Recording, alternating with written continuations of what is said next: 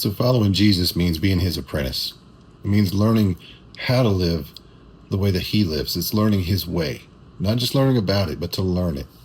And in Luke chapter 11, he's teaching his disciples how to pray, how he does it. And so what does he want them to know first? Well, the first thing he needs them to know, the first thing we need to understand is who God is, right? He's our Father, our Father.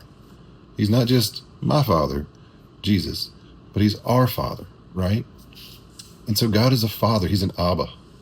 And we need to understand that when we pray, when we approach him, we get to approach him as a Father, which is two things. You have, the authority of a father, but you also have the love of a father.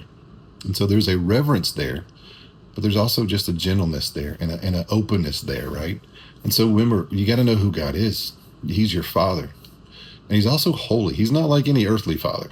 I'm a father, not holy. Trust me, deeply flawed. But our Father in heaven is holy.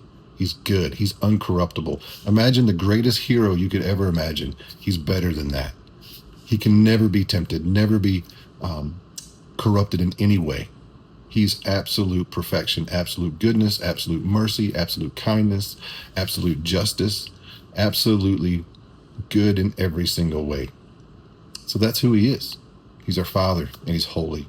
And then finally, in that beginning part of that prayer, before we ask for anything else, before we pursue any needs that we have, we need to understand who he is, and we need to understand where our heart's at.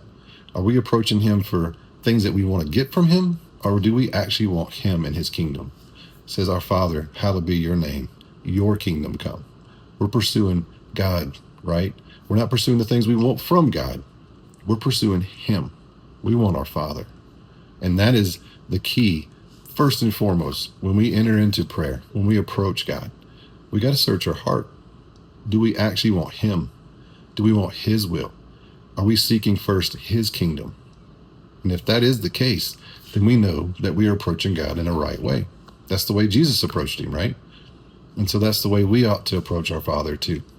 So I hope you can take some time to dig into those three truths, because that right there will absolutely change your life. It'll absolutely change your vision of who God is, how you approach him, and it'll make you search your heart and understand your own motives. What do I want from God? Do I want him and his will? And do I agree with him? Or am I really pursuing my own means, my own things, my own kingdom? And trust me, you don't want your own kingdom. You want his kingdom. It's good. So just wanted to dive into that a little bit. Probably going to share some more from the rest of the Lord's Prayer. It's just been something I've been really chewing on lately. So love you guys. Hope you have a great day.